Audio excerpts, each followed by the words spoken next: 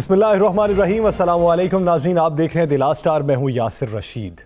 नाज़रीन, आज की सबसे बड़ी डेवलपमेंट ये है कि यूसुफ रज़ा गिलानी सेनेट के अंदर कायदे हिज़्ब इख्तिलाफ मुंतखब हो गए। एक ऐसे वक्त में कि जब जाती उमरा में एक नाश्ते का एहतमाम किया गया, PDM के दीगर कायदीन को वहां पर मदऊ किया गया और पाकिस्तान पीपल्स पार्टी की जानिब से कमर जमान कायरा वहां पर मौजूद थे, तो दूसरी जानिब सेनेट के अंदर यूसुफ रज़ा गिलानी की जानिब से एक दरख्वास्त जमा करवाई गई जिसमें 30 सेनेटर्स के दस्तखत मौजूद थे कि उन्हें अपोजिशन लीडर मुकर्रर किया जाए सेनेट के अंदर। तो जब वो दरख्वास्त देने के बाद बाहर आए, सहाफ़ियों ने उनसे बात करना चाही तो उनका मासूमाना अंदाज में जवाब ये था कि मुझे तो कुछ मालूम नहीं, मुझे शहरी रहमान यहां पर लेके आई हैं, उनसे बात कर ली जाए। शहरी रहमान का मौक़िफ़ ये था कि हमें अक्सरियत हासिल हो चुकी है, इसलिए अपोजिशन लीडर हमारा होगा। तो हम आज मुतवक्के ये भी था कि PDM की जानिब से प्रेस कॉन्फ्रेंस की जाएगी, लेकिन वो भी मनसूख हो गई। तो ऐसे वक्त में कि जब पाकिस्तान पीपल्स पार्टी इनफरादी तौर पर आगे बढ़ रही थी और PDM अपना मुश्तरका लाहे-अमल तरतीब देने के लिए तैयारियां कर रही थी, तो उसका आइंदा का लाहे-अमल क्या होगा, ये एक बड़ा सवाल है। इसी बारे में बात करने के लिए आज हमारे पैनल में मौजूद हैं सहाफ़ी और तजियाकार राना मोहम्मद अजीम साहब। इस्लामाबाद से हमें ज्वाइन किया है राव खालिद साहब ने और सुहेल इकबाल भट्टी साहब ने, और कराची से हमारे साथ मौजूद हैं सईद खावर साहब। आप तमाम अहबाब का शुक्रिया। राना साहब, सबसे पहले आपकी जानिब आऊँगा। यूसुफ रज़ा गिलानी साहब आज जैसे मुंतखब हुए और जिस तरह एहसन इकबाल साहब की जानिब से उन्हें सरकारी अपोजिशन लीडर करार दिया गया, तो आप क्या समझते हैं उनकी जो सफाइयां थी वो किस हद तक जस्टिफाई कर सकती हैं उनके एक्ट को? बिस्मिल्लाहिर्रहमानिर्रहीम, अस्सलातु वस्सलामु अलैका या सय्यदी या रसूलुल्लाह, अस्सलातु वस्सलामु अलैका या सय्यदी या हबीबल्लाह। देखें यासर, आज जब PDM का एक नाश्ता हो रहा था, PDM के रहनुमाओं का, तो बेचारे उस नाश्ते के बाद पूरी प्रेस कॉन्फ्रेंस का अरेंज था, मीडिया को बुला लिया गया था, मीडिया वहाँ पहुँच चुका था, और अचानक जो सूरत हाल पैदा हुई, जिस तरह आपने कहा कि एक तरफ नाश्ता और उसमें मशावरत और दूसरी तरफ अपोजिशन लीडर बन भी गया। वो तो खाना खा चुके, तो बाहर आके वो क्या कहते हैं, पाए कैसे बके हैं, चने कैसे बके हैं, देसी मुर्ग कैसा था, वहाँ पे हलवा जो बना था वो कैसा था, क्या कहते वो आके, और ये सारी चीज़ें जो थी बेचारे आके क्या बयान करते। तो आप को पता है आज क्या, आज मौलाना फजल रहमान थे, अब्दुल गफूर हैदरी साहब थे, फजल रहमान क्यों नहीं थे? शायद पहले से इल्म होगा या पहले ये भी बताएंगे आप जो आपको ना सारी। देखें यासर, आज की सबसे बड़ी खबर ये है कि आज PDM का वाकई जो सियासी जमातें कहती थी कि PDM का जनाजा निकल गया, आज निकल गया। देखें 2 दिन पहले मरियम साहिबा ने ऐलान किया कि ये PDM के उम्मीदवार हैं, आज़म ज़ीर तारड़ जो है ये PDM के उम्मीदवार है, कि PDM की मीटिंग में मुतफ़िक़ा फ़ैसला हुआ है। PDM की एक जमात जो वहाँ आई, जिस वक्त उन्होंने बात की, उन्होंने कहा जनाब हम इनको अपनी हमायत का यकीन दिलाते हैं। इसके अलावा PDM में जो दीगर जमातें थीं, इनका दावा था कि वो भी हमारे साथ हैं। पीपल्स पार्टी ने बड़ी अच्छी गेम खेली। पीपल्स पार्टी ने इनके भी दिलावर खान को तोड़ लिया, आज़ाद भी तोड़ लिए, बाकी भी किए और अपना स्कोर पूरा करके चले गए। पीपल्स पार्टी ने आज जवाब दिया कि जनाब मौलाना साहब, मियाँ मोहम्मद नवाज शरीफ साहब, मरियम साहिबा और जितने लोग, अब फैसला वही होगा जो आसफ अली जरदारी करेंगे, फैसला वही होगा जो बिलावल भुट्टो करेंगे। और फिर वो रिश्ता जो एक बड़ा मजबूत रिश्ता था, जो परसों तक मरियम साहिबा कह रही थी कि जनाब मैंने बिलावल से मेरा बड़ा अच्छा एक ऐसा हमारा एक तल्लक बहन भाइयों वाला है कि वो नहीं टूट सकता, लेकिन आज टूट गया, ख़त्म हो गया सारा कुछ। मैं आपको बताऊं कि अंदर जब इनका नाश्ता था चल रहा था, तो नाश्ते में जब मशावरत का सिलसिला शुरू हुआ, मैं आपको बड़ी ख़बर देता हूं ना, तो उस सिलसिले में जब उन्होंने कहा जनाब अपोजिशन लीडर के हवाले से भी आज फैसला कर लें, तो अब्दुल गफूर हैदरी ने पता क्या कहा, उन्होंने कहा जी उस मीटिंग में करेंगे जिसमें मौलाना फजल रहमान साहब होंगे। और शीरी रहमान और कायरा साहब ने कहा हाँ हाँ बिल्कुल उसी में करेंगे जी, उसी में करेंगे। आज तो छोड़ें, आज हम ये फैसला करें कि अगर आगे कोई तारीख आती है नैब की तो फिर आपको किस तरह रखना है। यानी एक प्लानिंग थी अंदर। मरियम साहिबा जो कहना चाहती थी, जो करना चाहती थी, वो नहीं कर सकी। जो बात उनके जहन में थी कि आज मैं मनवाने के बाद ऐलान कर दूंगी, वो नहीं हो सकी। तो उस वक्त अंदर ये शिशोपंद में पड़ गए। उसी दौरान में मरियम साहिबा को एक मैसेज आता है। उस मैसेज के बाद एक मुस्लिम लीग नून की अहम शख्सियत उठ के मरियम साहब के पास जाती है और उन्हें कहती है जनाब पीपल्स पार्टी हाथ कर गई। ये सारे बैठे होते हैं, कहती है पीपल्स पार्टी हाथ कर गई, पीपल्स पार्टी ने अपना अपोजिशन लीडर बना लिया। मरियम मानने के लिए तैयार नहीं होती, तो मरियम साहिबा जो है उसी वक्त चेक करती हैं, उन्हें बताया जाता है जनाब अनाउंस हो गया है, ये सारा कुछ हो गया है। तो वो सारी महफल जो उससे पहले बरी मरियम साहबा जिसमें खुशगवार थी, जिसमें बड़ा था कि जनाब क़यादत भी यहाँ मौजूद है और सारे फैसले इनके हक़ में हो जाएंगे और जल्द ये 29 से पहले पहले इनका अपोजिशन लीडर आ जाएगा और फिर ये फ़लाँ करेंगे फ़लाँ करेंगे फ़लाँ। उस मीटिंग, उस इतला के बाद ये सारे तितर बितर नहीं जिसे कहते, अभी तो महफल जमनी थी, अभी तो बातें होनी थी, अभी तो ये फैसला होना था कि आगे तहरीक किस तरह चलानी है, अभी तो ये फैसला होना था कि आने वाले दिनों में क्या क्या करना है। लेकिन उसके बाद सबसे पहले मज़े वाली बताऊँ बात, अब्दुल गफूर हैदरी और पीपल्स पार्टी उठे हैं वहाँ से कि जी चलें फिर अब तो हमें जाना चाहिए, इजाज़त दे दें। तो ये सारा आज अंदर की कहानी है, ये सारा वहाँ पे मामला हुआ है। लेकिन आज की बड़ी खबर गिलानी साहब ही हैं, लेकिन दूसरी बड़ी खबर यह है कि आज इनकी टुटगी तरक्का करके वो हो गया है। ये जितना मर्जी गिलानी साहब ने प्रेस कॉन्फ्रेंस जितनी भी की, जितनी प्रेस कॉन्फ्रेंस में उन्होंने बातें की, जो कुछ उस प्रेस कॉन्फ्रेंस में कहा, उसका लुबे लुभाव तो यही था कि जो पीपल्स पार्टी का फैसला है, उसने कहा मेरी पार्टी का फैसला है, पीडीएम का फैसला नहीं कहा उसने। उन्होंने कहा जी मेरी पार्टी का फैसला है, मेरे पास अक्सरियत आई, मैं बन गया। और जब मेरी पार्टी का जो फैसला होगा, भाई अगर पार्टी का फैसला है तो चेयरमैन का इलेक्शन पीडीएम के प्लेटफॉर्म से क्यों लड़ा? सेनेटर बनने का जहां पे बेनिफिट दिखाई दिया वहां पे पार्टी का फैसला हो गया और जहां पे बेनिफिट दिखाई दिया वहां पे पीडीएम का फैसला हो गया। राव साहब, आप क्या समझते हैं? इत्तलात तो ये भी है, खबरें तो ये भी हैं कि पीपल्स पार्टी के बेशतर रहनुमाओं को और उनकी सीईसी को इस बात का कभी यकीन है कि 7 वोट जो मुस्तरद हुए वो नून लीग ने उनके साथ हाथ किया था, इसलिए वो नून लीग से हाथ करना चाहते थे।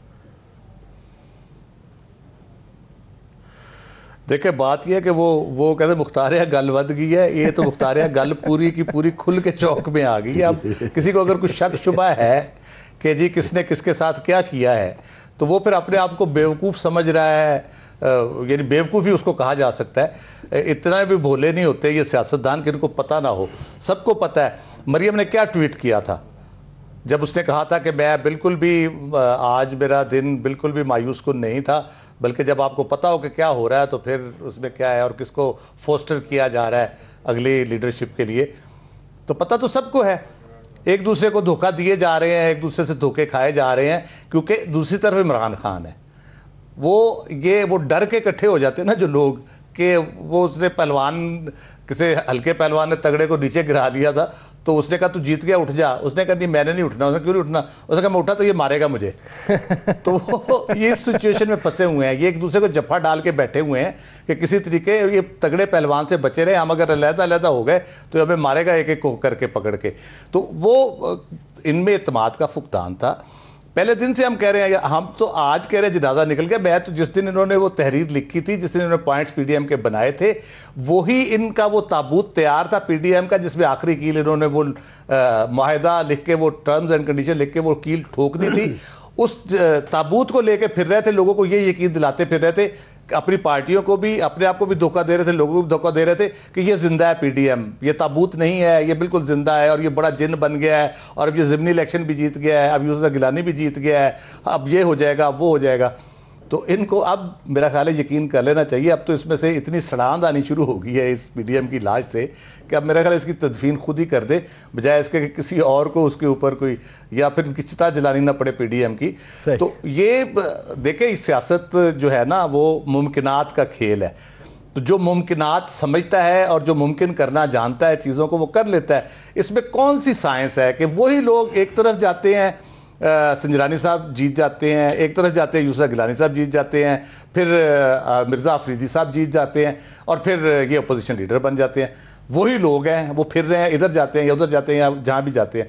तो कि ये यदि इसमें कोई किसी को ये अगर कोई कहे कि जी हमें तो पता ही नहीं चला, हमें खबर ही नहीं हुई, हमें तो हमारे साथ धोखा हो गया, हमारे साथ हाथ हो गया।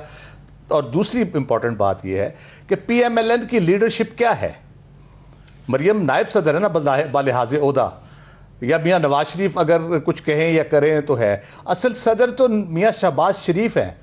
मैं बार बार ये सवाल पूछता हूँ कि मियाँ शहबाज शरीफ साहब की क्या इनपुट है पूरी पॉलिटिकल एक्टिविटी में, पीडीएम की हो, भले इलेक्शन के मामलात हों, भले अपोजिशन लीडर बनाना हो, चेयरमैन बनाना हो, या पंजाब में जो मूव चलाने की कोशिश की जा रही थी नो कॉन्फिडेंस की, तो क्या से है। अब अगर ये समझते हैं कि बड़े जबरदस्त आने वाले दिनों में कुछ उनके हवाले से भी डेवलपमेंट होंगी, उस पर आगे बढ़ के भी बात करेंगे। राव साहब, मैं खावर साहब की जानिब बढ़ना चाहता हूं। खावर साहब, आप क्या समझते हैं कि पीपल्स पार्टी की जानिब से ये जो इंडिपेंडेंट एक्ट किया गया है इसमें एएनपी तो शामिल थी, क्या आपकी नजर में JUI भी इसमें शामिल थी? मेरे ख्याल में मैं समझता हूं कि मेरा पॉइंट ये है कि पीपल्स पार्टी एक हकीकी अपोजिशन जमात के तौर पे आगे बढ़ रही है और जो उसके खास इत्तेहादी हैं जिनका जिक्र आपने भी किया तो वो उसके साथ आगे बढ़ रहे हैं। पीपल्स पार्टी कोई किसी मसले को अपनी जाती अना या अनाद का मसला नहीं बना रही, बल्कि पीपल्स पार्टी जो है मुल्क और कौम के एक मुकम्मल कैनवस में रहकर अपनी सियासत करना चाहती है। वो चट्टानों से सर टकरा के सर फटवल करके आगे नहीं बढ़ना चाहते। आसिफ जरदारी एक मंझे हुए सियासत के खिलाड़ी हैं और वो अपना उधार बड़े तरीके से और बहुत जल्द चुका देते हैं। आप देख लीजिए कि पीडीएम में जितनी जमातें शामिल हैं ये माजी में सारी जमातें एक दूसरे के साथ हाथ कर चुकी हैं। ये जो आज कह रहे हैं ना कि पीपल्स पार्टी ने हमारे साथ हाथ कर दिया है, ये सारी जमातें एक एक दो बार एक दूसरे के साथ हाथ कर चुकी हैं। तो पीपल्स पार्टी ने कोई अनोखा काम नहीं किया, बल्कि पीपल्स पार्टी ने एक जवाब दिया है और अपने उन सियासी ज्यादतियों का बदला चुकाया है जो माजी में उनको दीवार से लगाने के लिए ये करते रहे हैं। अब सूरत हाल ये है कि पीडीएम में एक वाज़ेह तकसीम सामने आ रही है। एक वो है जो सिस्टम के साथ चलना चाहते हैं, जो किसी बड़ी लड़ाई के मूड में नहीं है, जो पाकिस्तान के सिस्टम को डीरेल नहीं करना चाहते, और दूसरी तरफ वो लोग हैं जो सारा निजाम ओवरनाइट तलपट करना चाहते हैं।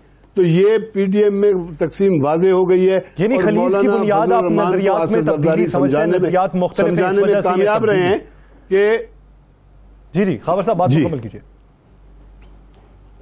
जी मैं अर्ज कर रहा था कि मौलाना आसिफ जरदारी समझाने में कामयाब हो गए हैं मौलाना फजलुर रहमान को कि नवाज शरीफ कभी भी अपने मफाद के लिए किसी का साथ नहीं देता और नवाज शरीफ हमेशा जमहूरी कुव्वतों के साथ धोखा करता है। तो आपके नजदीक आसिफ अली जरदारी साहब मौलाना साहब अगर हमने अपने तरफ उन्होंने तलकीद की है और ताकीद की है कि जो मेरे नजरियात हैं वो सही हैं और फिर से नवाज शरीफ साहब आपके साथ हाथ करेंगे। भट्टी साहब आप क्या समझते हैं, 3 अगर बड़े मकासद ले लिए जाएं पीडीएम के, इस्तीफों का पहले वो मकसद फौत हुआ, फिर लॉन्ग मार्च का वो भी मकसद फौत हो गया, अब जाके अपोजिशन लीडर का था वो भी आज पीपल्स पार्टी ने उनका बाकायदा मकसद को फौत करवा दिया और दफन भी करवा दिया है। आने वाले दिनों में पीडीएम का इल्हाक मुत्तहिद रहना क्या आपको दिखाई देता है, और अगर मुत्तहिद रहती है तो क्या 2 जमातें होंगी? यासिर देखिए 7वां कबल पीडीएम का ये सफ़र शुरू हुआ था और जो एक एलामिया जारी किया गया था और जिस तरह कहा गया कि मुल्क की हिस्ट्री के अंदर एक बहुत बड़ी तहरीक चलने जा रही है, और उसके बाद वक्तन फ़वक्तन जिस किस्म के मुतालबात और जो मुतालबात सामने आते रहे वो वाज़े करते रहे और हम इस बात को मुसलसल कहते रहे कि ये एक परसेप्शन चेंजिंग जो एक ये मूव बनती जा रही है पीडीएम, क्योंकि इसमें जो शरीक सरफहरिस्त जमातें थीं इनको मुख्तलिफ अदालतों में करप्शन केसेस का सामना था, या एहतसाब अदालतों में ये नज़र आया करते थे या नैब के दफातर में। तो अल्टीमेटली यहाँ से इनको अवाम के साथ मुखातिब होने का मौका मिला और पाकिस्तान पीपल्स पार्टी ने इस सारी सूरत हाल का बेनिफिट लिया। अगरचे कि डे फर्स्ट से ख्वाजा आसिफ ने तो वाज़ेह अंदाज में कह दिया था कि जरदारी साहब पर रिलाय ना करें, और माजी के अंदर भी यही हिस्ट्री रही है, जब भी सियासी जमातें किसी मुश्किल में फंसती हैं तो वो इन इस्लाहात के नाम के ऊपर इकट्ठे होकर आगे बढ़ने की कोशिश करती हैं, लेकिन हर जमात इस मामले के ऊपर नज़र रखी होती है कि किसको किस वक्त बेहतर डील मिलती है। आपको 2006-2007 के वक्त के मामलात याद होंगे, उस वक्त पाकिस्तान पीपल्स पार्टी और मुस्लिम लीग नून ने तहैया किया था कि हम किसी से बात नहीं करेंगे और मिसाके जमहूरियत हुआ और किस तरीके से काविशें रखेंगे, लेकिन नून लीग को पता था कि पाकिस्तान पीपल्स पार्टी एनआरओ करने के लिए उस वक्त की हुक्मरान जमात के साथ राब्ते में है, उसको फ्लेक्सिबल करके किया गया, डोर ओपन किया पाकिस्तान पीपल्स पार्टी ने, और उसके बाद फिर ईवान के इक़्तिदार के ईवानों में नून लीग को आने का रास्ता मिला। तो अभी भी अगेन पीपल्स पार्टी उजलत में है, उसने जल्दी से उस जानिब बेहतर डील हासिल करने की कोशिश जानी अपना सफ़र शुरू किया है। इसलिए नैब के सारे केसेस जो बहुत ऑब्वियस हैं, एक तरफ पिछले 5-6 माह में लोग उन केसेस को भूलना शुरू हो गए, क्या जरदारी साहब ने खूब पटका लगाया है, क्या जरदारी साहब ने खूब दाव लगाया है। मामला यह है कि अभी ब्रॉडशीट के अंदर जो आजमत सईद साहब ने इंक्वायरी की है उसके अंदर वो केसेस जो आसिफ जरदारी के खिलाफ माजी करीब में बंद हुए वो दोबारा खुलने जा रहे हैं, जिस किस्म के नाकाबिल तरदीद सबूत और वो फाइलें मिल गई हैं जो माजी करीब में गुम हो गई थी, उन सारी चीज़ों के ऊपर डस्ट डालने के लिए ये सारी एक एक्टिविटी हो रही है। और पीपल्स पार्टी फ्लेक्सिबल इसलिए है कि पीपल्स पार्टी के मामला एपरेंटली बहुत स्वेयर हैं, वो किसी जगह के ऊपर हेड ऑन नहीं होना चाहते जहां पे जो उन्होंने कुछ थोड़ी सी अपनी परसेप्शन चेंज की दोबारा उसके अंदर उलझ जाएं। लेकिन जहां तक पीडीएम के मुस्तकबिल की बात है, शायद बाकी जमातें भी निकलती जाएं, लेकिन जहां तक नून लीग और जेयूआई का मामला है, ये अपनी कोशिश उस वक्त तक जारी रखेंगे नून लीग और जेयूआई का आगे मुत्तहिद रहना दिखाई देता है। इल्हाक सिर्फ इन दो का ही होगा, बाकी सब बिखर जाएंगे। राना साहब, अब पीडीएम की जो कश्ती है उसमें सुराख तो हो चुका है, अब पानी कश्ती में भरना शुरू हो चुका है। क्या आपके नजदीक कोई ऐसी पार्टी, कोई ऐसी शख्सियत है जो पैबंद लगा सकती है, इस पानी को रोक सकती है, या फिर ये कश्ती डूबेगी? देखिए, जिस तरह राव साहब ने कहा है ना कि ये कश्ती जो है जिसके जितने मुसाफिर हैं वो जानबूझ के ज़मीन पे लेट गए हैं कि हम खड़े होंगे तो तगड़ा पहलवान हमें मारेगा, वो मजबूरन एक दूसरे के साथ सिमट के बैठ गए हैं, एक दूसरे का बाजू पकड़ लिया ताकि किसी तरीके से हम बच सके। ये बिल्कुल दुरुस्त उन्होंने बात की और ये बड़ी अच्छी मिसाल है। देखें यासर, एक चीज़ तो है, आज मौलाना फजलुर रहमान को फ़ोन आता मियाँ मोहम्मद नवाज़ शरीफ का, और मियाँ नवाज़ शरीफ उनसे सख्त गिला करते हैं और उन्हें कहते हैं कि मौलाना साहब, हमने आपसे कहा था कि हमारे साथ फिर हाथ होगा और ये हाथ हो गया है। सेनेट के इलेक्शन में हमारी कैंडिडेट को हराया गया, उसके बाद कई मौक़ों पे हमारे साथ ये सब कुछ किया गया। हमने कहा था कि जरदारी हमारे साथ नहीं होगा और आप जरदारी की गारंटी देते थे, आप जरदारी की हर दफ़ा बात करते कि आसफ अली जरदारी हमारे साथ ही होगा। मौलाना फजलुर रहमान के साथ सख्त जुमलों का तबादला हुआ है मियाँ मोहम्मद नवाज़ शरीफ का, जिसके बाद मौलाना ने कहा मियाँ साहब, हमारी मजबूरी है कि हमने सबको साथ लेकर चलना है, अगर हमने आने वाले वक्त में हुकूमत पे प्रेशर बनाना है तो हमें साथ लेकर चलना होगा।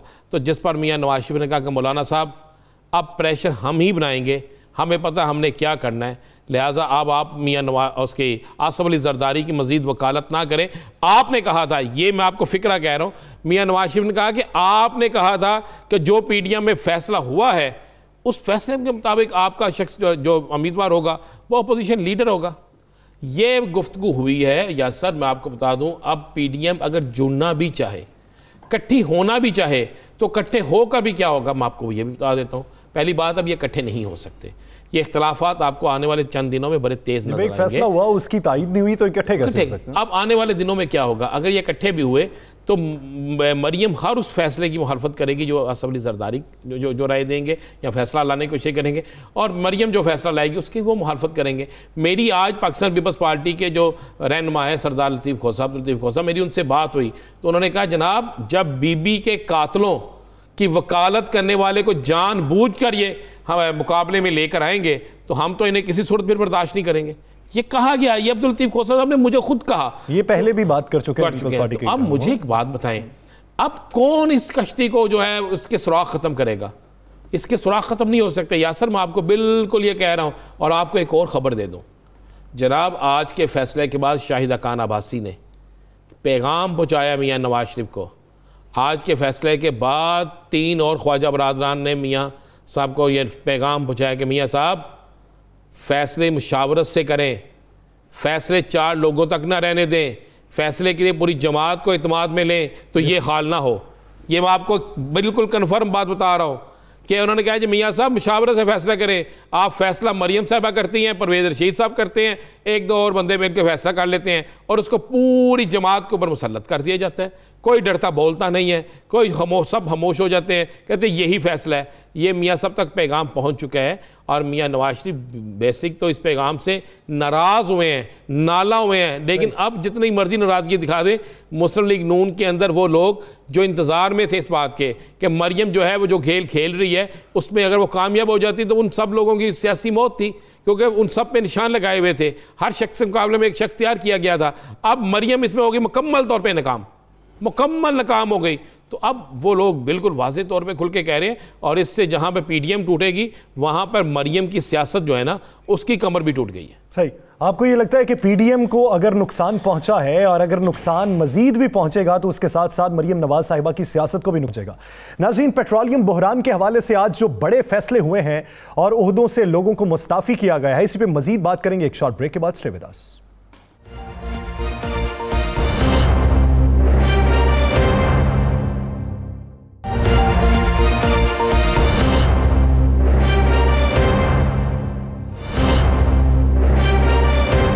Welcome back. नाज़रीन, इस हुकूमत पर बारहा तनकीद करें, बेशुमार तनकीद करें, हर इकदाम पे तनकीद करें, लेकिन कुछ ना कुछ क्रेडिट हुकूमत को जाता है कि एक इंक्वायरी कमीशन की रिपोर्ट के ऊपर आइंदा 90 रोज़ के लिए मज़ीद तहकीकात के लिए दरख्वास्त FIA को भिजवा दी गई और उसी की रोशनी में अब तहकीकात होंगी और जो मुलव्वस अनासिर होंगे उनके खिलाफ भी कार्रवाई अमल में लाई जाएगी। इसी ज़िमन में मुशीर पेट्रोलियम को भी ओहदे से हटाने की दरख्वास्त दी गई, जो वो मुस्ताफ़ी हो चुके हैं, और सेक्रेटरी पेट्रोलियम को भी OSD बना दिया गया। अब 1 अरब 25 करोड़ रुपए का कौमी खजाने को नुकसान पहुंचा, उसकी तहकीकात होंगी और जो रिपोर्ट होगी उसे पब्लिक भी किया जाएगा। ये कितनी बड़ी डेवलपमेंट है, क्या ट्रेंड सेट हो पाएगा, और अगर सेट होता है तो उसका असर आने वाले दिनों में मईशत पर क्या पड़ेगा और सियासत पर क्या पड़ेगा। सुहेल इकबाल भट्टी साहब की जानिब बढ़ते हैं। भट्टी साहब, 1 महीना पहले आपने एक रिपोर्ट दी थी, आपने एक खबर ब्रेक की थी कि इस तरीके से इंक्वायरी कमीशन की जो रिपोर्ट मुरतब हो चुकी है, किस पर क्या इल्जामात लगे हैं, और आज बिल आखिर 1 महीने बाद हुकूमत ने भी एक्शन ले लिया और अब मजीद एक्शन लेने की तैयारियां की जा रही हैं। क्या अच्छा ट्रेंड सेट है या अभी भी तनकीद का कोई ऑप्शन मौजूद है? यासिर, देखिए, ट्रेंड यकीनी तौर पर अच्छा है, लेकिन ये जो रिपोर्ट है ये 1 माह नहीं, ये नवंबर में रिपोर्ट मुकम्मल हुई थी और इस पर रिपोर्ट को दबाने की भरपूर कोशिशें हुई। उस वक्त भी हमने स्टोरी ब्रेक की थी, फिर अल्टीमेटली इस मामले को कैबिनेट में ले जाया गया, एक कमेटी बन गई। उस कमेटी ने भी जो असद उमर साहब के सरबराही में बनी थी अपनी सिफारिशात काम मुकम्मल कर लिया था, लेकिन कोई इसके अंदर मौजूद था जो एक्शन नहीं होने दे रहा था। हमने इस मामले को दोबारा टेकअप किया। 16 मार्च को जो वफाकी काबीना का इजलास हुआ, वहाँ पर ECC के मिनट्स रेटिफाई होने थे जो कि ऑयल मार्केटिंग कंपनियों के मार्जिन से मुतल्लिक थे। तो मेंबर्स वहां पर कुछ डट गए। उन्होंने कहा जी जून 2020 में क्राइसिस आया था, 25 अरब रुपये अवाम की जेबों से निकाल लिए गए थे, इंक्वायरी मुकम्मल हो चुकी, जिम्मेदारान अपने उहदों पर मौजूद है, पहले एक्शन हो फिर हम इसको रेटिफाई करेंगे। तो वहां पर अल्टीमेटली प्राइम मिनिस्टर पाकिस्तान को नदीम बाबर साहब अगरचे कि उसकी मुख्तलिफ तवीलें पेश करते रहे, उन्होंने कहा कि नहीं, OMCs के खिलाफ एक्शन शुरू करें, जो बाकी इंतजामी कानूनी मामला है उसके ऊपर कार्रवाई शुरू करें। उसके बाद मजीद कोई एक्शन नहीं किया गया। इसको दोबारा हमने पॉइंट आउट किया, सोशल मीडिया के ऊपर आवाज़ उठी, मेंबरान ने दोबारा प्राइम मिनिस्टर को बावर कराया कि हमें जिम्मेदारान के खिलाफ कार्रवाई करना होगी। अल्टीमेटली एक बड़ी एग्जाम्पल सेट किया प्राइम मिनिस्टर ने, नदीम बाबर साहब को सेक्रेटरी पेट्रोलियम को फारिग किया गया, उसके साथ DG ऑयल फारिग होने जा रहे हैं, और उसके साथ इमरान अबड़ो साहब जो कि सारे इस ऑयल के काम के अंदर लीड रोल प्ले करते थे, ISGS के ऑफिसर हैं, इलीगली यहाँ पर काम करते थे, वो फारिग होने जा रहे हैं। उसके साथ ओगरा के कानून के ऊपर भी नजरसानी होने जा रही है। नदीम बाबर साहब को हटाने के अंदर पेट्रोल क्राइसिस के साथ साथ एक और बड़ा एलिमेंट भी मौजूद है, नॉर्थ साउथ गैस पाइपलाइन, जिसको हमने टेकअप किया था। $1 अरब का प्रोजेक्ट था, बहुत इन्फ्लेटेड प्राइस के ऊपर देने की इन्होंने कोशिश की, और उस वक्त के एडिशनल सेक्रेटरी थे अयूब चौधरी साहब, उन्होंने अपने कलम से लिखा और उसके दस्तावेज हम सामने लेके आए थे कि $2.5 अरब की ये प्रोजेक्ट रशियन कंपनी को देने की कोशिश की जा रही है, $1 अरब में हमारी सरकारी कंपनियां इसको मुकम्मल कर सकती हैं, खुदारा अवाम और कौमी खजाने के ऊपर ये बोझ न डालिए। जब उन्होंने ये मामला टेकअप किया गया था तो उनको पेट्रोलियम मिनिस्ट्री से फारिग करा दिया गया था। उसके बाद ये मामला प्राइम मिनिस्टर तक पहुंचा और रेलेवेंट इदारों ने भी इसके ऊपर इस मामले को रिपोर्ट किया, और इस बात के ऊपर नजर रखी गई थी कि कौन इजाफी कीमत के ऊपर इस प्रोजेक्ट को अवार्ड कराने की कोशिश कर रहे हैं। आज वही एडिशनल सेक्रेटरी अयूब चौधरी साहब गालिबन वजारत दाखिला में मौजूद है। तो प्राइम मिनिस्टर को अगर वो मेरिट के ऊपर देख रहे हैं, जो रिपोर्ट्स उनको मसूल हुई हैं, एक अच्छा उनके पास टाइम भी है कि उनको वजारत पेट्रोलियम में लाके उनसे दोबारा तहकीकात भी करवा सकते हैं, तमाम जिम्मेदारान को कैफे किरदार तक भी पहुंचाया जा सकता है, और पेट्रोलियम डिवीजन में जो बड़े इनिशिएटिव लेने हैं, बड़े काम करने हैं, वो भी उनसे करवाए जा सकते हैं। उसके साथ मामला है ये जो FIA को गया है, उसके साथ साथ ऑडिटर जनरल पाकिस्तान को भी ये मामला भिजवाया गया है, जहां पे ऑयल मार्केटिंग कंपनियों और डीलर्स के खिलाफ वो सारे मामले का जायजा लेंगे, और जो बाकी मामलात है उसको देखेगी FIA की जो इनिशियल रिपोर्ट थी बहुत क्लैरिटी के साथ है, तमाम तर दस्तावेज हैं, इंटरनेशनल मार्केट में प्राइसेस बिल्कुल गिर चुकी थी और पाकिस्तान में कीमतें आसमान से बातें कर रही थी और पेट्रोल फिर भी नहीं मिल रहा था। जिन लोगों को खिलाफ ज़ाब्ता पॉइंट किया गया, पूरा जो गेम प्लान का हिस्सा थे उसको अब देखना यह है कि ऑयल मार्केटिंग कंपनीज और डीलर्स के खिलाफ भी कार्रवाई मुमकिन हो पाती है या नहीं हो पाती है। राव साहब, आप क्या समझते हैं? अपोजिशन की जानिब से इस मामले पर भी तनकीद की जा रही है। वो ये कहते हैं कि हुकूमत ने तो ट्रेंड सेट कर लिया है, एक शख्स को तयनात किया, वो करप्शन की उसने, फिर उसे हटा दिया, फिर इसी तरह वो दूसरा कोई मामला चल पड़ा, कोई नया बहरान आ गया और फिर उस शख्स को हटा दिया। वो कहते हैं इन्होंने ये ट्रेंड सेट किया है, माजी में ऐसे ट्रेंड नहीं थे। जी अपोजिशन, ये तो फिर क्रेडिट गवर्नमेंट का है ना कि माजी में अगर ट्रेंड नहीं था, ये तो हौसला है फिर प्राइम मिनिस्टर का। आप देख लें कैसे कैसे लोग और उनके कैसे कैसे दोस्त इस सूरत हाल में उनके अताब का निशाना बने हैं। जहाँ पे भी उनको ज़रा सा शक गुजरा है, उन्होंने जहांगीर तरीन साहब के साथ अपने ताल्लुकात आलमोस्ट ख़त्म कर लिए, और इस तरह से बाकी लोग भी जो जो आते जाते हैं उनकी नज़र में इस तरह से जो मामलात, वो उसके ऊपर एक्शन लेते हैं। और ये बड़ी अनप्रेसिडेंटेड है पाकिस्तान की तारीख में, इस किस्म की चीज़ें नहीं होती थी पहले कि आपको पता चले, आप तहकीकात कराएं। पहले तो तहकीकात ही नहीं होती थी, कमीशन बन जाता था, कमेटी, वो कहते कमेटी डाल दी गई है, वो कमेटी बनती नहीं थी, तो वो कमेटी डल जाती थी, उसके बाद पता नहीं चलता था आपको कई साल।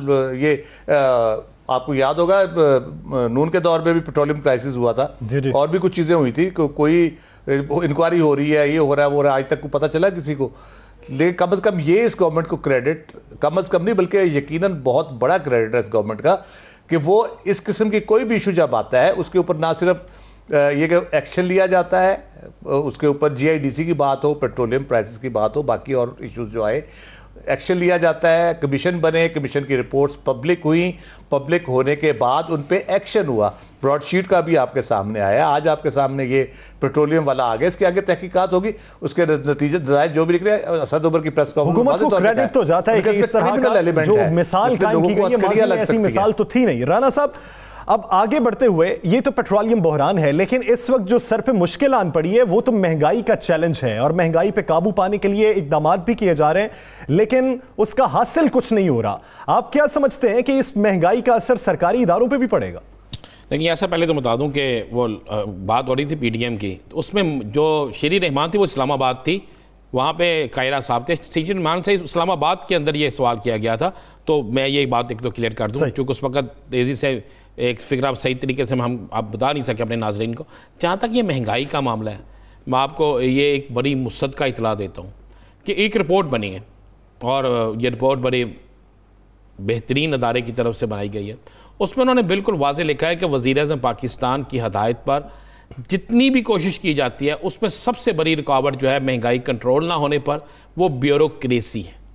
अच्छा, उस पर बाकायदा हाली महंगाई का नहीं कहा गया, उस पर लिखा गया महंगाई और तरक्याती काम, अरकान असम्बली के वो काम, और हुकूमत जो काम करती है कि ये काम फौरी तौर पर हो जाए जिससे अवाम को रिलीफ मिले। उनके इन तमाम चीज़ों में ब्यूरोक्रेसी जो है, ना सिर्फ ब्यूरोक्रेसी रुकावट है, बल्कि बहुत सी ब्यूरोक्रेसी ऐसी है जो इन तमाम कामों को रोकने के लिए अहकामात किसी और से लेती है। किसी और के आगे उन्होंने वाज़ेह लिखा हुआ है कि मुस्लिम लीग नून की अहम तरीन शख्सियात से भी हदायत ली जाती हैं, और उन्होंने बिल्कुल क्लियर लिखा है, उस पर उन्होंने लिखा है कि कितने लोग बाकायदा सब्ज़ी, फल, दालें, घी, दीगर मामलात में लोगों के नाम लिखे गए हैं, बाकायदा कितने ग्रुप हैं जो कितने कितने पैसा खर्च करते हैं, किस किस को कितना कितना पैसा जाता है। बाकायदा मैं आपको ये भी बता दूं, ये मैं ब्रेक कर देता हूं आपको, ये पंजाब और KPK के 2 मिनिस्टर्स के नाम भी मौजूद हैं कि उनका उसमें कितना इंटरेस्ट है। सही। उसमें तो यहां तक लिखा गया है कि जनाब कितने ब्यूरोक्रेट्स जो हैं वो रात के पहले पहर में, दिन के उजाले में, किस किस वक्त मॉडल टाउन जाती उमरा कहाँ कहाँ जाते हैं, किससे मिलते हैं। उसमें लाहौर के एक 5 स्टार होटल, इस्लामाबाद के एक बेहतरीन होटल का भी जिक्र किया गया है कि वहाँ पर जो मीटिंग्स हुई। फिर पंजाब हाउस का भी जिक्र किया गया है कि पंजाब हाउस में कौन किसको मिला। उन्होंने कहा कि हुकूमत की नाक के नीचे जिन लोगों पर हुकूमत सबसे ज़्यादा ब्यूरोक्रेसी पे इतबार करती है, उनके नीचे ये सारा काम हो रहा है, और ये काम हुकूमत को फ्लॉप करने के लिए हो रहा है। उन्होंने कहा बल्कि उन्होंने आटा बुरहान पे तो यहाँ तक लिखा कि आटा बुरहान के बाद दोबारा जब गंदम की सप्लाई की गई, गंदम दी गई, तो कई फ्लोर्स मिल्स, कई ऐसा माफिया के मिल्स एसोसिएशन के माफिया के लोग जो है अरबोंपति हो गए हैं, जो वो 25-25 साल में नहीं कमा सके थे, वो इन्होंने इस दौर में कमाया और इतना पैसा कमा लिया है कि जिसकी इंतहा कोई नहीं। और उसमें बाकायदा पैसे मिलते हैं ब्यूरोक्रेसी के लोगों को, वहाँ पे सरकारी मुलाजमीन उनसे पैसे कमा रहे हैं, और सारे मिलकर हुकूमत को नाकाम करने और अपनी जेबें भरने पर लगे हुए हैं। सही, ये बाकायदा यासर बड़ी इस रिपोर्ट में, तो मैं बता रहा हूँ होटल्स के नाम, मिनिस्टर्स के नाम, इस रिपोर्ट में ब्यूरोक्रेसी के नाम, कौन कहाँ पर कितना पैसा कमा रहा है। और यहाँ तक इस रिपोर्ट में लिखा गया है कि जनाब अगर आप कहें कि महंगाई पे कंट्रोल हो जाएगा, तो ये उस वक्त तक मुमकिन नहीं जब तक चंद बड़े लोगों को गिरफ्त में लेकर सख्त कार्रवाई नहीं की जाती और जब तक इन सब के ऊपर एक एक मॉनिटरिंग सेल नहीं बनाया जाता और जब तक सियासी जो आपके तहरीक इंसाफ के लोग हैं जब तक वो इस पर मुदाखलत नहीं करते, क्योंकि उनको रूट्स पता है कि इलाके गली मोहल्ले में लोगों की क्या चॉइस है, आम आदमी को क्या चाहिए, किस तरीके से काम हो सकता है, उस वक्त तक ये काम नहीं होगा जब तक आप उनकी इन्वॉल्वमेंट नहीं करेंगे। सही। खबर साहब, आप क्या राय रखते हैं, ये महंगाई का जिन काबू करने के लिए बल्दियाती इदारों की बहाली ज्यादा जरूरी है या फिर इस तरह के बड़े एक्शन जरूरी हैं जिस तरह माजी में भी 2-2.5 साल से अभी वो करते रहे? यासिर, मैं इस बात से तो इत्तफाक करता हूं, राना साहब ने भी कहा कि जब तक पाकिस्तान में जजा और सजा का निज़ाम मुस्तहकम नहीं होगा, अच्छे काम करने वाले को उसके अच्छे काम की दाद नहीं दी जाएगी और गलत काम करने वाले की पकड़ नहीं होगी, उस वक्त तक पाकिस्तान में बेहतरी के इम्कानात बहुत मादूम रहेंगे। वज़ीर आज़म ने अच्छा इक़दाम किया है, लेकिन अब ये देखें, ये काबीना में वो लोग थे जो इमरान खान की अपनी पार्टी के लोग थे। इमरान खान इर्द गिर्द फसली बटेरों पर इक्तफा करने की बजाय अपने लोगों पर इन्हिसार करें, अपनी टीम को आगे लेकर आएं, क्योंकि स्टेक होल्डर वही हैं। कल को लोगों को जवाब उन्होंने देना है, वो वोट लेकर आए। और अगर महंगाई पर काबू ना पाया जा सका और अगर गुड गवर्नेंस ना दी गई और अगर इन माफियाज को लगाम ना दी गई तो मेरे ख्याल में फिर आने वाले दिनों में तहरीक इंसाफ के लिए, इमरान खान के लिए बहुत मुश्किलात होंगी। मैं समझता हूं कि इनको इस पर ज्यादा तवज्जो देनी चाहिए। और ये जो ब्यूरोक्रेसी है, ब्यूरोक्रेसी ठीक है, इनके साथ मुकम्मल तौर पर तामुन नहीं कर रही, लेकिन ब्यूरोक्रेसी के बगैर आप काम नहीं चला सकते। तो आप ब्यूरोक्रेसी को भी एतमाद में लें, उनको भी आप उनकी भी पुष्टपनाही करें, अच्छे काम पे अच्छा कहें और बुरे काम पे उनकी सरजमिश करें। तो इंशाल्लाह आने वाले दिनों में देखेंगे कि मामला बेहतर होंगे। और कहीं पर किसी को शाबाश देने की जरूरत है तो देनी चाहिए, उसकी हौसला अफजाई करनी चाहिए, तभी सिस्टम आगे चल सकता है। नाज़रीन, दीगर इश्यूज पर बात करेंगे एक शॉर्ट ब्रेक के बाद। Stay with us.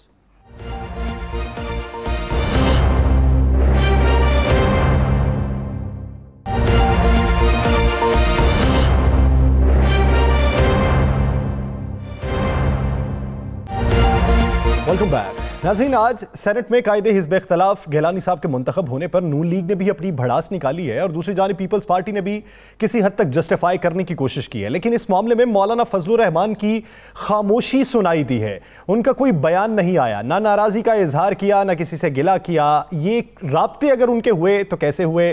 क्या मौलाना को इस बारे में इल्म था कि गिलानी साहब इस तरह इनफरादी तौर पर कदम उठाएंगे? राना साहब की जानिब बढ़ते हैं। राना साहब, क्या मौलाना फजलुर रहमान को आसिफ अली जरदारी साहब ने अपनी काबू में किया था, इस हवाले से बताया था कि हम इनफरादी तौर पर ये इकदाम उठाएंगे?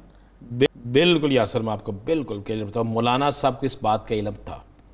देखें, जिस दिन हमने हमारे प्रोग्राम में अफनान खान जो है सेनेटर, उन्होंने क्या कहा, उन्होंने कहा जी हमारे साथ फ़लाँ जमात मेंगल साहब हमारे साथ आ गए हैं, फ़लाँ जमात हमारे साथ आ गई है। हमने उनसे पूछा मौलाना फजलुर रहमान क्या वो आपके साथ खुल के इजहार कर दिया? उन्होंने कहा मौलाना साहब ने अभी इजहार नहीं किया, मौलाना साहब को हम मना लेंगे। मेरे पास इतला ये है कि मौलाना फजलुर रहमान जो है उनको आसिफ अली जरदारी साहब ने वाज़े तौर पे कह दिया था कि यूसुफ रज़ा गिलानी जो है ये अपोजिशन लीडर बनेंगे। और इसी वजह से मौलाना फजलुर रहमान ने अपने मुंह से एक दफ़ा भी ये लफ्ज़ अदा नहीं किया कि आज़म नज़ीर तारड़ जो है हम उनकी सपोर्ट करेंगे। आप देखें कि बाकी लोग उनकी सपोर्ट कर रहे हैं, ना अब्दुल गफूर हैदरी ऐलान कर रहे हैं, ना मौलाना फजलुर रहमान ऐलान कर रहे हैं। मेरे पास इतला ये है कि मौलाना फजलुर रहमान को इल्म था और ये सारी बात मौलाना फजलुर रहमान के नोटिस में थी और मौलाना फजलुर रहमान की मशावरत और उनकी हमायत थी। मौलाना ने यह कहा था कि जनाब मैं ऐसा किरदार अदा करूँगा, ना मैं आपकी तरफ ना उस तरफ, ना मैं आपके पास साइन करूँगा कि हमारे सेनेटर आपके साथ हैं, ना मैं उस तरफ साइन करूँगा। इस चीज़ पर इनकी आपस में तय हो चुका था पाकिस्तान पीपल्स पार्टी की क़यादत के साथ। और मौलाना फजलुर रहमान जो है वो मुस्लिम लीग नून को खिला रहे थे और ये प्लानिंग का हिस्सा था कि जनाब उधर आप अपोजिशन लीडर बना लें, मैं 29 तारीख तक कहता रहूँगा कि जनाब हम बाकायदा PDM की एक मीटिंग करते हैं, मीटिंग में फैसला करते हैं, जरदारी साहब को इस पर मना लेते हैं। आपको तो आखिरी वक्त तक यही तक राना तनवीर साहब ने क्या कहा हमारे प्रोग्राम में कि हम पीपल्स पार्टी को मना लेंगे, पीपल्स पार्टी को मना लेंगे, वो तैयार हो जाएंगे, PDM की सारी क़यादत जो है इस पर उन पर प्रेशर डालेगी। ऐसा नहीं था।